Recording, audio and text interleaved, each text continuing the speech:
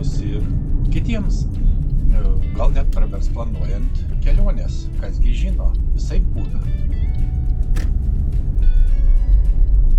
Markas Tvenas kažkada yra pasakęs, po 20 metų tu būsi labiau nusivylęs dalykais, kurių nedarei, negu tais, kuriuos darei. Taigi išplauk iš ramybės uosto, pagauk pasatą savo būrims, tyrinėk, svajok ir atrask.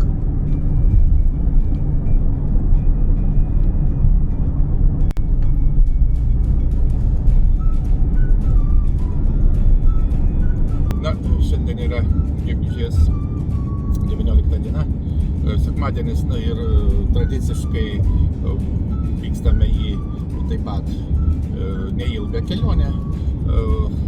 Susidarėme tokį preliminarų maršrutą, vėlgi pratęsime iš pradžių panašių maršrutų link Bubių, nuo Bubių važiuosime Užvenčio link, apžiūrėsime Šaukėnų miestelį, Užventį, ir po to nuo Užvenčio grįšime į Kelmės pusę, atvyksime į Kelmę, ir planuojame šiek tiek apžiūrėti Kelmės miestą, tai yra Kelmės rajono centras, savivaldybės centras, ir diena yra iš tiesų puikus rytas, maždaug artėja 10 valanda ryto, taip sakant, iš tikrųjų yra šauni diena ir kaip visada tiesiog negalima sėdėti namuose, o būtent keliauti, pažinti, pamatyti. Toks yra mūsų esminis šūkis. Pravažiavę maždaug 15 km nuo Šiaulių, pravažiuojame dešinėje esantį Bubių kaimą, ir privažiavę Dubysos upę pasukame į kairę Ramučių link. Pagal mūsų preliminarų sudarytą planą maršrutas sudarys apie 120 km. Pakeliui randame pirmąjį lankytiną objektą, būtent Vainagių piliakalnį, ir važiuojame jo apžiūrėti. Vainagių vardą šis pelkė apjuosta balno formos kalva gavo iš šalia esančių Vainagių ežero bei Vainagių kaimo.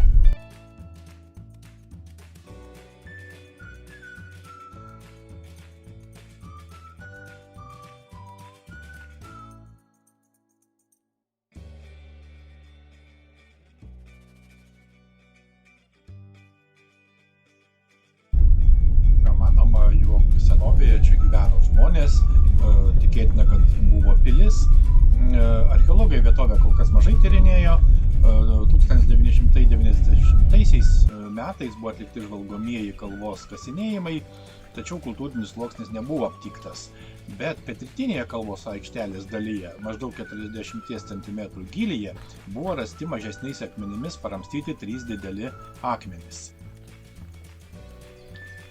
Kaip matome, kalvos šlaitai yra gana status, apie 14 metrų aukščio, aikštelė viršuje yra ovali, maždaug 40 metrų ilgio ir 25 metrų pločio.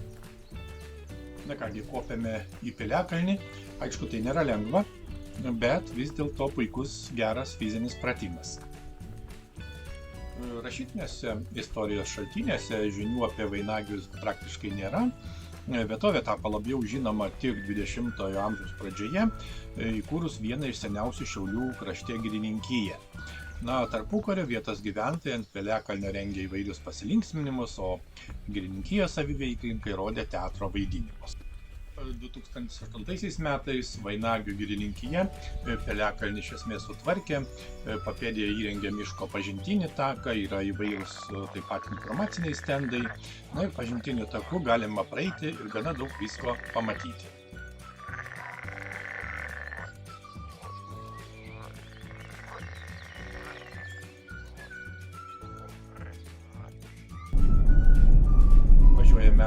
Toliau ir netrukus pasukame į dešinę, norime apžiūrėti Svilės šaltinius.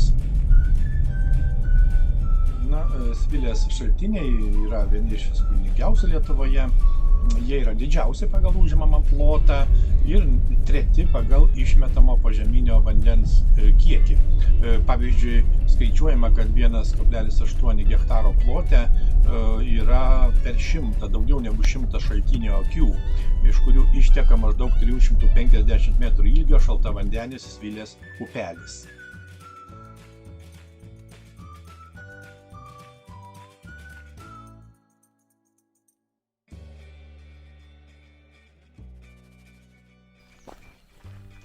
Einame apžiūrėti vienos ir daugybės vietų, ir būtinai pasisemsime skanaus vandens, turėsime kelioniai. Žmonės čia nuolat atvyksta būtent dėl vandens. Vanduo yra gėlas, beskonis, bekvapis, nekalkingas, vidutinio kietumo. Pagal cheminę sudėtį tai hidrokarbonato magninis kalcio vanduo. Ventos Dubysos Senslenio pietinė pašlaitė, kurioje ir trykšta Svilės šaltiniai, galėjo susiformuoti maždaug prieš 15-16 tūkstančių metų. Taip kad itin įspūdinga vieta.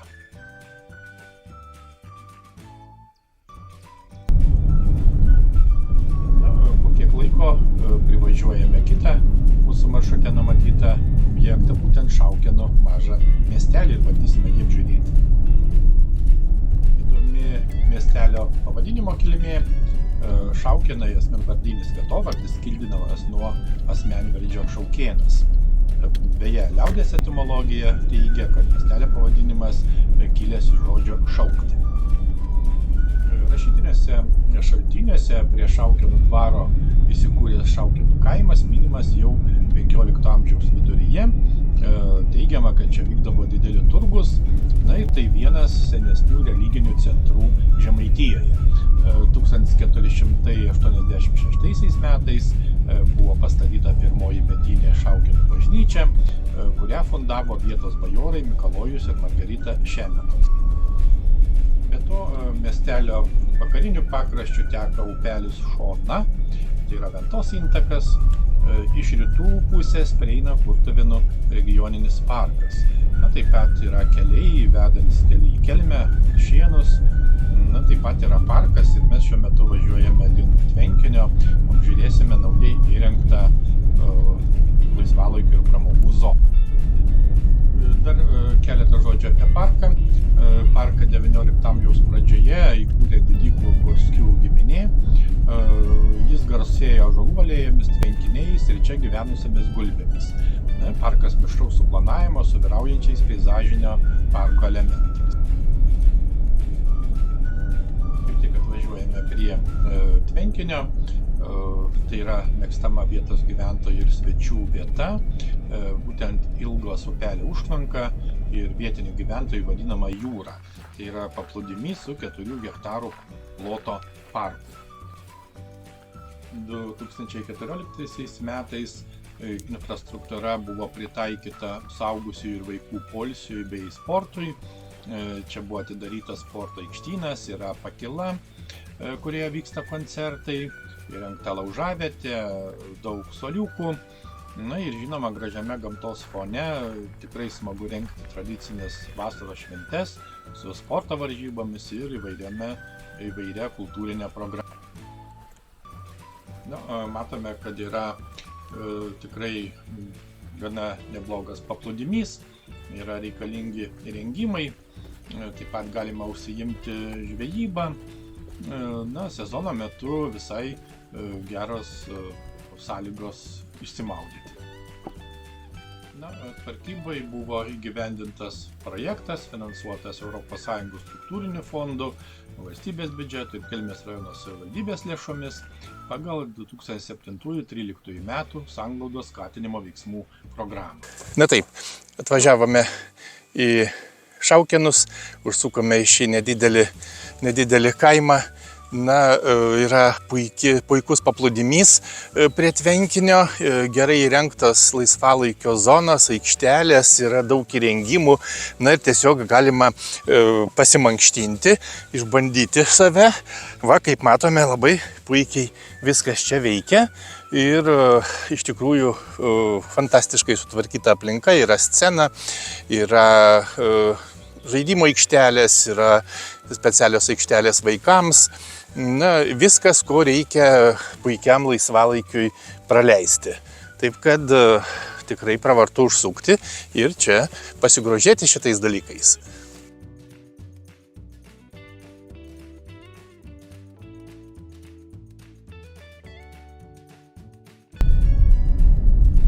Važiuojame toliau ir šiuo metu vykstame link bažnyčios. Čia yra būtent Šaukėnų švenčiausios trejybės bažnyčia. Na ir bažnyčia minima jau 1497 metais.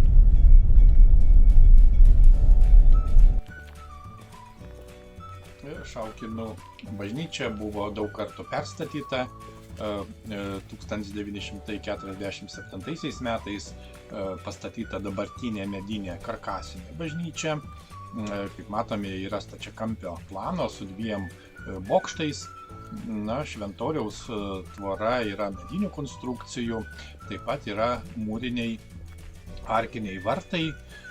Ir įdomu tai, kad šventoriaus vartai yra įtraukti į saugomų kultūros paminklų sąrašą. Na, taip pat yra išlikusi 18 amžiaus varpinė. Na, svarbu akcentuoti, kad būtent prieš Pirmąjį pasaulinį karą pastatyta nauja bažnyčia per Antrąjį pasaulinį karą sudegė. Na, o dabartinė mūrinė bažnyčia buvo pastatyta 1989 metais. Na, sąlygiškai yra naujas statinys. Na, įdomu ir tai, kad bažnyčios interjeras skiriasi nuo tradicinių katalikų šventovių interjerų. Na, jis buvo sukurtas Sąjūdžio laikotarpiu ir būtent tai turėjo įtakos tokiam savitam sakralinės architektūros interjero bruožui. Tradicinio altoriaus čia nėra, o matoma tik imitacija. Ant centrinės sienos kabo tapybos paveikslas, o abiejose pusėse yra vitražiniai langai. Na ir priešais jį yra didžiulis stalas, prie kurio yra aukojamas šventosios mišios. Ir netoli bažnyčios pavažiavus šiek tiek taip pat yra miestelio kapinės. Na, kiek pavyko, apžiūrėjome šitą miestelį, tikrai buvo verta ir įdomu čia pabuvoti, vykstame toliau. Na, įdomu pasakyti dar ir tai, kad 1994 metais Šaukėnuose buvo įkurta kepykla, kuri veikia ir šiandien. Na, miestelis be duonos ir pyragų kepyklos sunkiai įsivaizduojamas. Būtent čia veikia uždara akcinė bendrovė Šaukėnų duona. Taigi važiuojame toliau, tęsėme suplanuotą kelionę. Na ir pasukę į kairę vykstame link Ramučių kaimo. Čia pat yra būtent šitas kaimas Kelmės rajonas valdybėje. Maždaug 2,5 kilometro į šiaurės vakarus nuo Šaukėnų. Prie kelių Bubiai Ramučiai ir Užventis Šaukėnai Kuršėnai sankryžos. Kaip matome, yra įrengta žiedinė sankryža ir išties čia susikerta keletas svarbių kelių.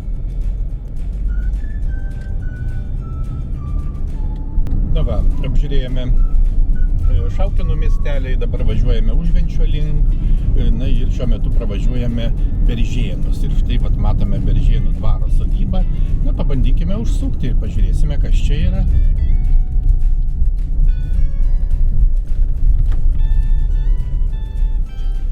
Deja, teritorija saugoma ir uždaryta, nepateksime. Pakeliui užsukame į Ušnėnų kaimą. Na, čia yra Povilo Višinskio muziejus, kuris atidarytas 1960 metais, būtent jo paties buvusioje sodyboje. Jo gimtajame name yra įrengta memorialinė ekspozicija. Baisiai va balūnį, nu kaip senkų dirta. Bet kitą langėlę.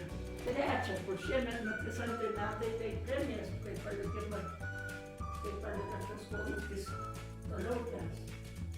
Tas antrai dabar tik metai. Tai va. Kaip ušnienai neužmiršta dar. Jeigu neužėjus ušnienai nieko, žemaitis vis tiek nepakels, sakiau, neišrašinės. Bet tai vis tiek lankytojų būna. Nu, žinokit, šiemet kažkodėl, nežinau kodėl, bet mažiau, ar daug kas jau palaikė yra. Nu, bet vis tiek tokia kultūrinė, istorinė vieta. Labai mažai dabar, vat iš pačių vyresnių dar duoda. Jauni tai tikrai nepasidaro. Kurie tik studijuoja pasidaro. Čia tik per naktį ateini ryte ir vėl muselės tuos. Dabar čia pasidėjau, nuvaliau biškį prie langų. Galėsiu nupaveiksluoti aš pačios. Paskui pasijėmė. Nu, labai įdomu, aš nesu buvęs, tai iš tikrųjų. Tai va, ir dabar pat...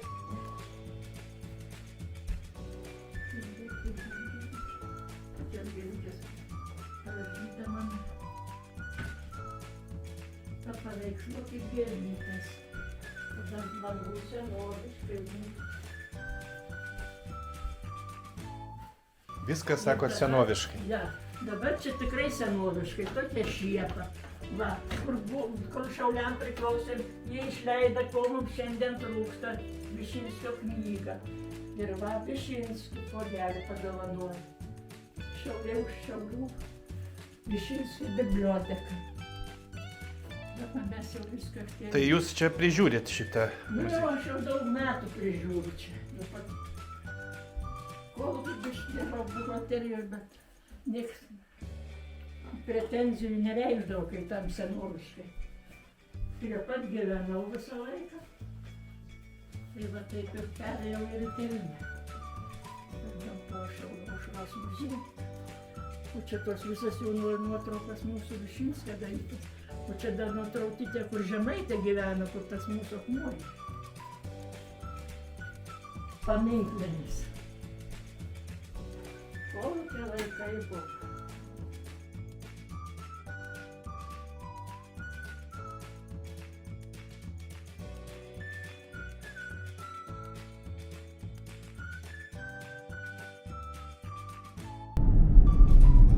Tęsėme kelionę ir netrukus pasiekėme kitą miestelį, būtent Užventį.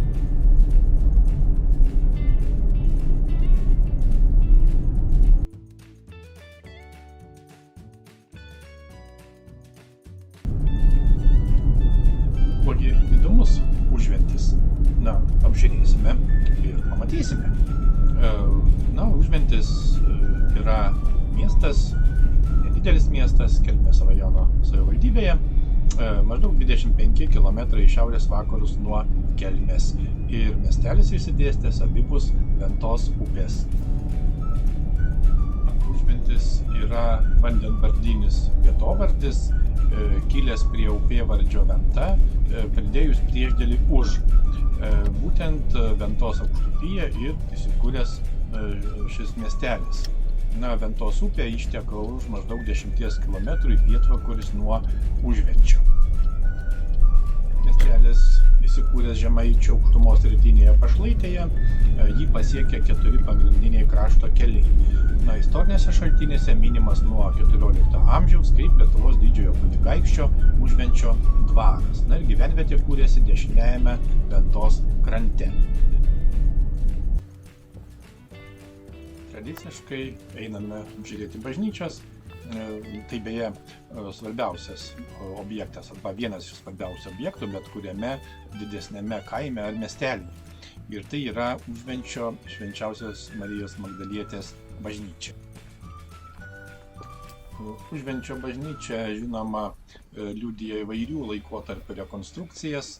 Yra išlikęs akivaizdus 18 amžiaus bažnyčios planas. Na, sienos ir stogo konstrukcijos buvo pakeistos jau XIX amžiuje. Bažnyčios viduje yra daug įvairių laikotarpių paminklų. Didysis altorius pastatytas XIX amžiuje antroje pusėje, yra istorinės stiliaus, puošnus, ir galima atpažinti neoklasikinės ir neobarokinės detalės. Interjere akivaizdžiai dominuoja paprastumas ir asketiškumas, tai taip pat matyti. Ir vaikščiojant taip pat matome, kad šiuo metu taip pat tikėtina vyksta tam tikri darbai, galbūt rekonstrukcijos darbai. Šventoriuje yra sudėtos statybinės medžiagos, turbūt darbai vyksta. Dar keletas istorinių faktų. 1655–60 metais ir 1701 metais miestelis gana smarkiai nukentėjo nuo švedų antpuolių. 16 amžiaus pabaigoje ir 17 amžiaus pradžioje, kaip minėjome, buvo pastatyta Užvenčio bažnyčia. 1609 metais įsteigta parapinė mokykla. O 1863 metais ties Užvenčiu vyko intensyvios sukilėlių kautynės su Rusijos carinė kariuomenė. Kaip matome, visas blogybės dėl rusų okupantų.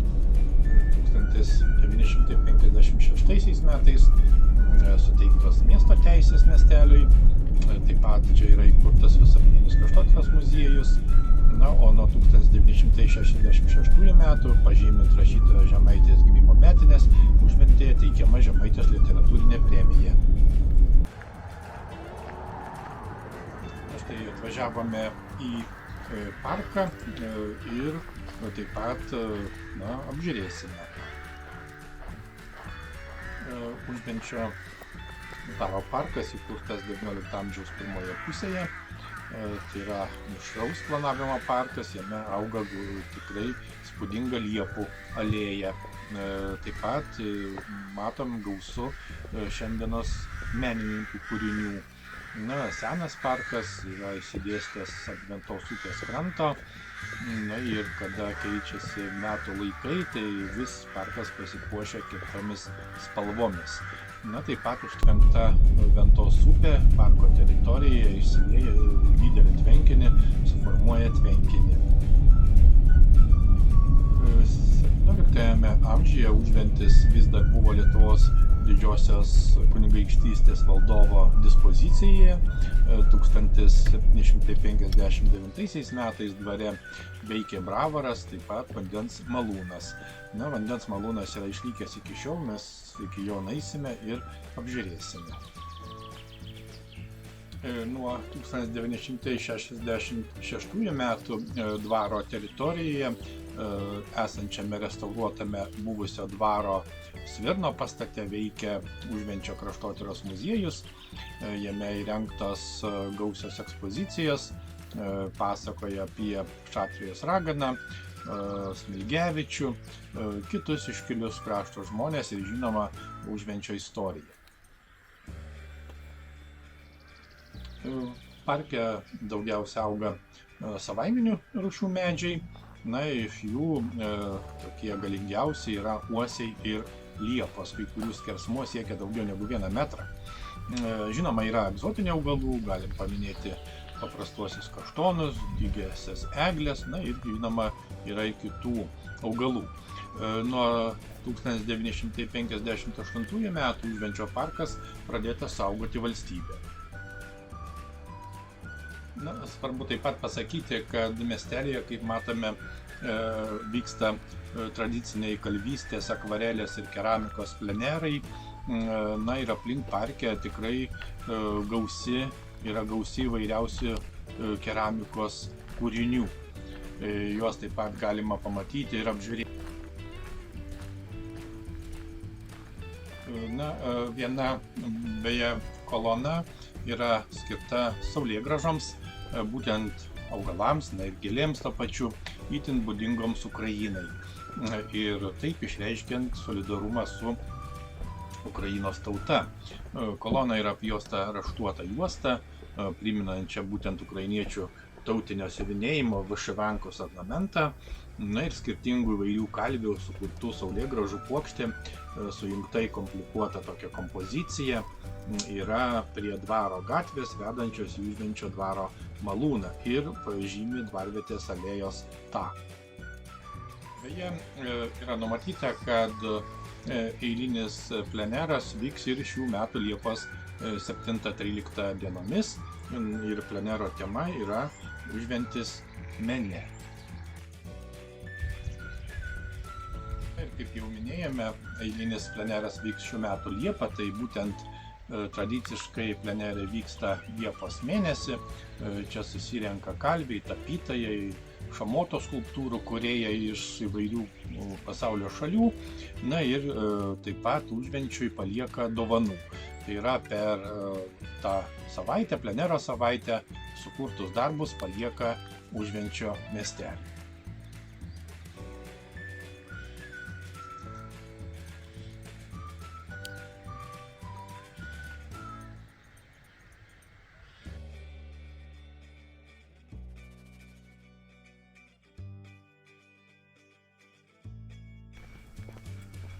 Na, prieiname ir Užvenčio dvaro malūną, žiūrėsime.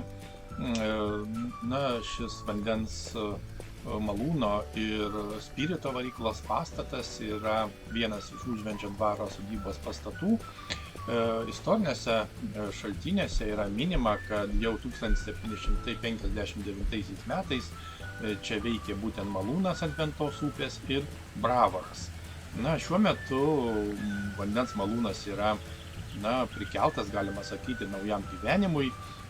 Čia puikiai dera, kaip sakant, istorija ir šiandieną yra atkurta senoji turbina, kuri gamina elektros energiją, restauruotas malūno salės, įrengtas sveikatingumo kompleksas su baseinu, yra pirtis, taip pat ir vairuoklių salė.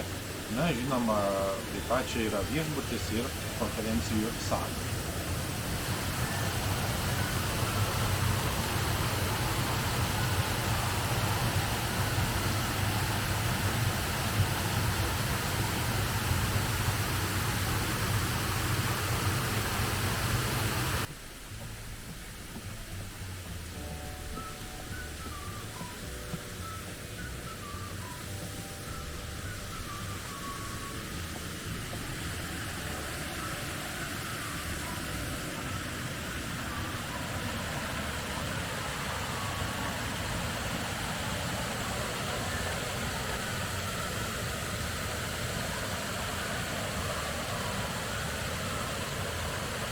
Po 1940 metų pastatas buvo, suprantama, nacionalizuotas ir priklausė Užvenčio vadinamajam tarybiniam ūkiui, kolchozui.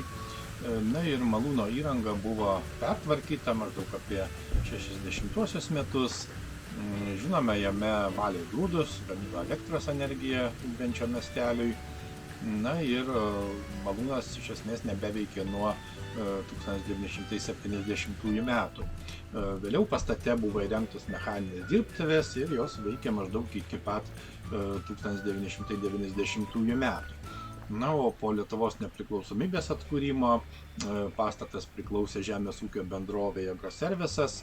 Na, šiuo metu vandens malūne yra įsikūręs svečių namai, restoranas, kaip jau minėjome, yra sveikatingumo kompleksas ir tai yra tikrai mėgiama menininkų ir ne tik vieta.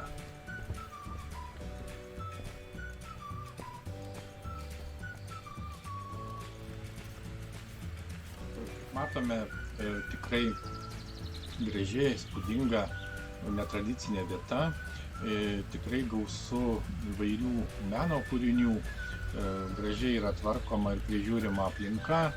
Na, taip pat paminėkime, kad vyksta ir įvairūs edukaciniai užsiėmimai susiję ne tik su keramika, bet ir kitomis temomis.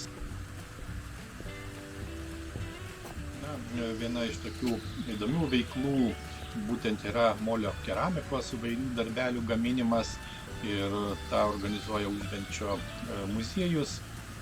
Tai išties puikus užsiėmimas, ne tik maloniai nuteikia, bet lavina mąstymą, suteikia žinių, atpalaiduoja.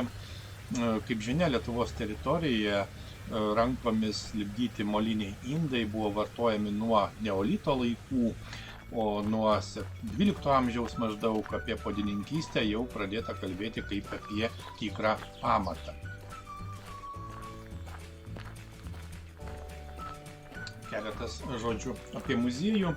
Būtent Užvenčio kraštotyros muziejus įkurtas 1965 metais, o nuo 1973 metų muziejus yra įsikūręs restauruotame Užvenčio dvaro Svirne.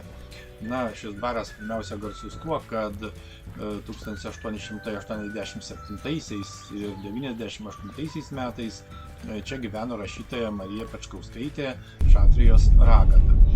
Na, kaip jau sakėme, muziejus organizuoja įvairias edukacinės veiklas.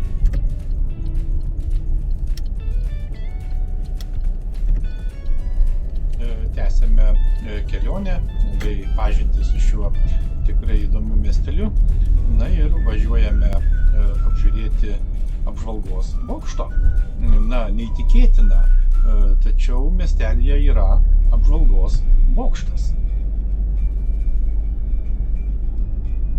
Na ir išties tai tikrai neaukštas bokštas, tiksliau vadinamas bokšteliu, Užvenčio bokšteliu, tačiau jo viršuje atsiveria gana puikus vaizdas.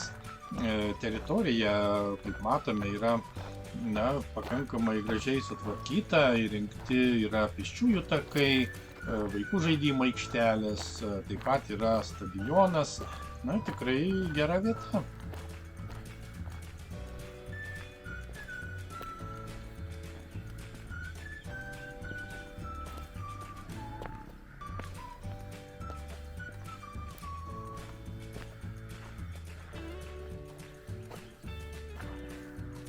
Tai pabandykime užlipti ir apžiūrėti, kad mes ten pamatysime, kodėlgi ne.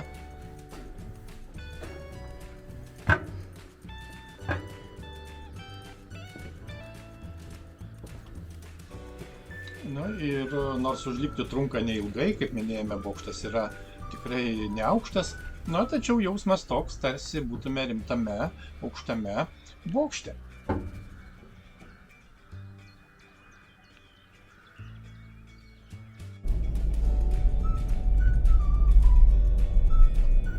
Pasakyti, paminėti, kad miestelyje yra bendrojo ugdymo mokykla, tiksliau gimnazija. 2002 metais, minint rašytojos Šatrijos raganos 125-asias gimimo metines, mokykla buvo pavadinta šitos rašytojos vardu.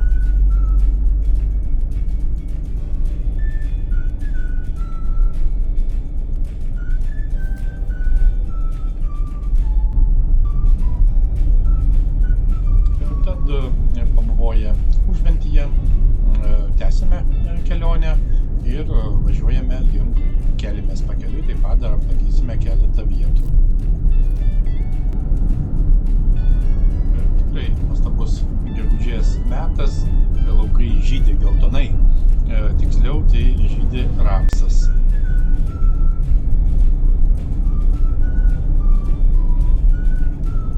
Pravažiuojame Junkilų kaimą. Junkilai yra nedidelis kaimas Kelmės rajono savivaldybėje, maždaug tik 5 km į pietus nuo Užvenčio. Taip pat prie kelio Kelmė Užventis ir kelio Junkilai Nemakščiai. Ir tik 25 km į šiaurę nuo Kelmės.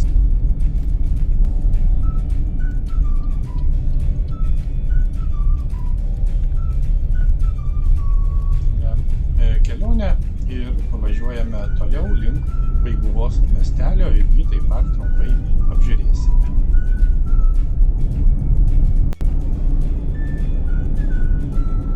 Važiuojame į Vaiguvą.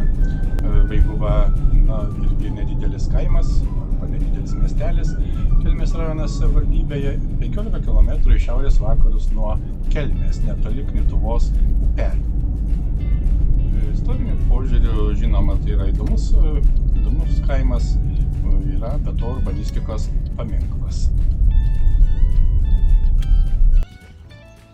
Tradiciškai apžiūrime bažnyčią, tai yra Vaiguvos Švento Jono Krikščitojo bažnyčia.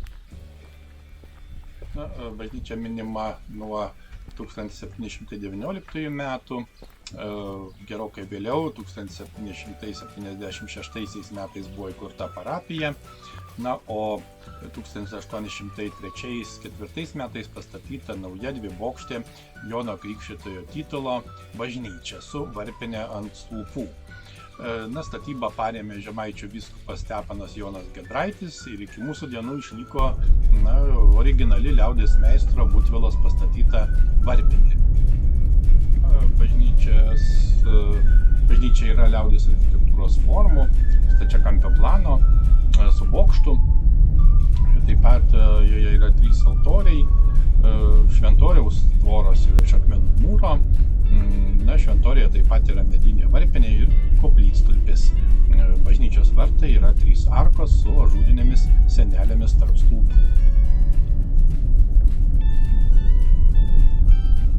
Važiuojame toliau ir pažiūrėsime, kągi mes pamatysime. Kaip visada, kelionės pilnos tam tikrų netikėtumų ir neįtikėtinų dalykų.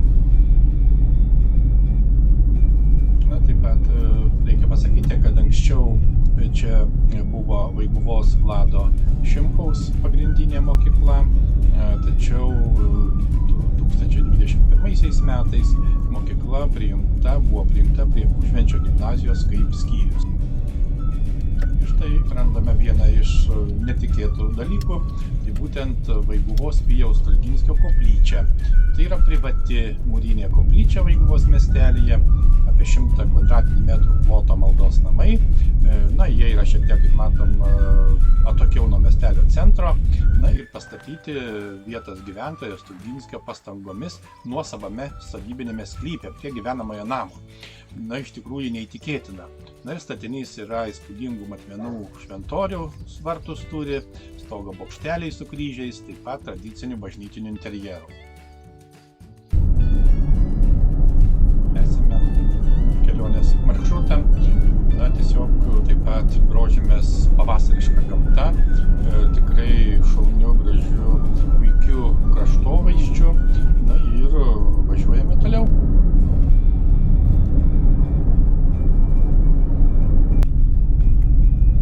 Randame, visai netikėtai beje, dar vieną įdomų objektą. Užsukame į Pakėvio dvarą.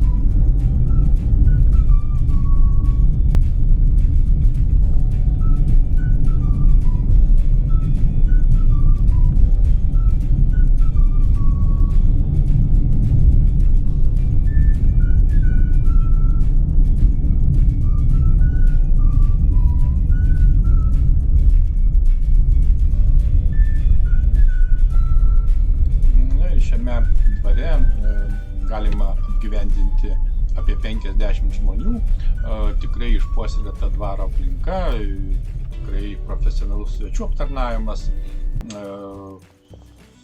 gera virtuvė, ir žinoma įvairių pramogų pasiūla taip pat. 2009 metais dvaras buvo įsigytas iš buvusių savininkų, iš esmės rekonstruotas, atnaujintas, pritaikytas būtent rekreacinėms ir kitoms reikmėms. Ir šiuo metu čia veikia uždara akcinė bendrovė Pakėvio dvaras.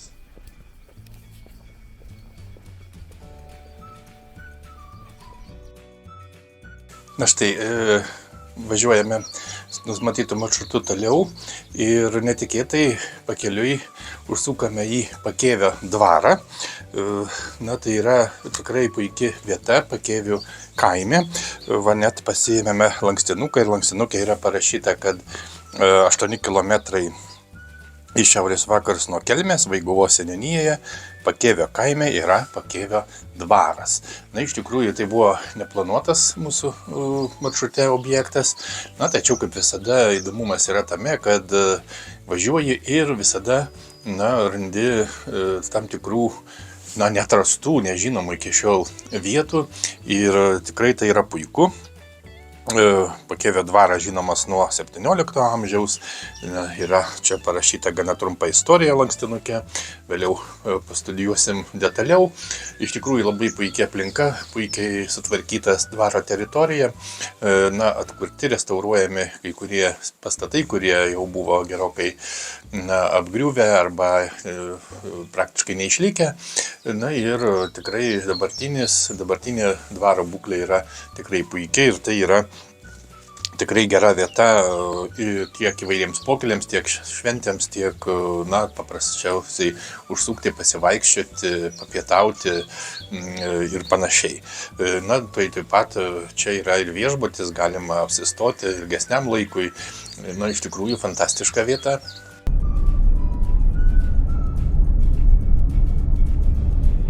Artėjame prie Kelmės, pasiekėme taip pat nedidelį Verbenos kaimą. Tai yra kaimas centrinėje Kelmės rajono savivaldybės dalyje ir maždaug tik 1,5 kilometro į šiaurę nuo Kelmės. Šalia kelio Ryga Šiauliai Tauragė Karaliaučius ir kelio Kelmė Užventis. Tai yra tikriausia kryžkelė.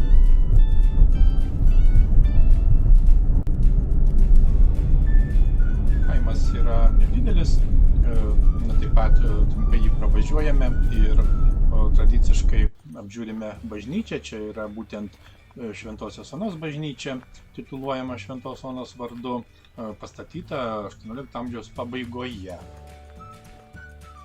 Bažnyčia, kaip matome, yra medinė, tokių santūrių liaudies architektūros formų, netipiška, stačiakampio plano, vienabokštė.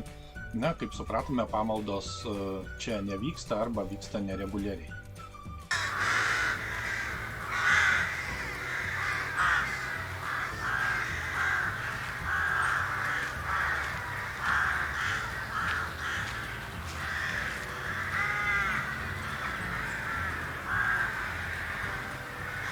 Mes tai atvykome į Kelmę, pasiekėme Kelmę, tačiau mūsų kelionė nors ir planuota, bet kaip sakoma, visada kai planuoji, tai tas planas keičiasi šiek tiek.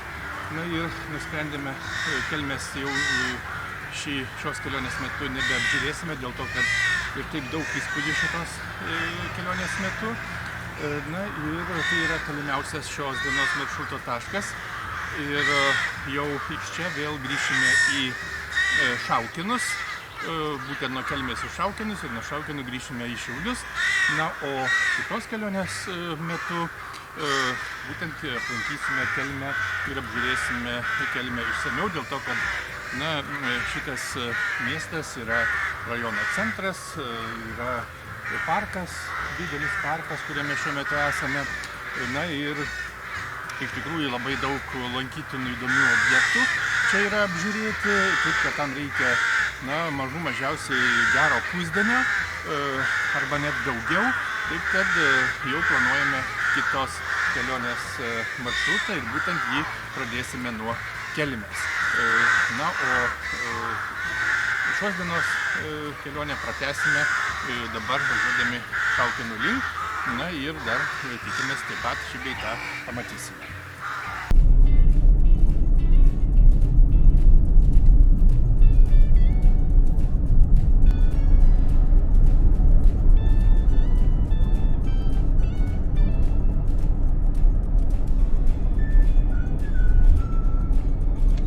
Nuo Kelmės iki Šaukinų yra apie 23 kilometrus. Atstumas tikrai nėra didelis. Diena taip pat išlieka graži. Belieka grožėtis apylinkėmis ir, žinoma, puikiu Lietuvos kraštovaizdžiu.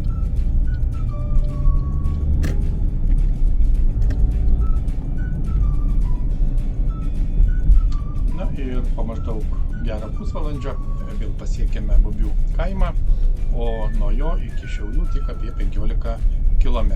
Praktiškai kelionė eina į pabaigą.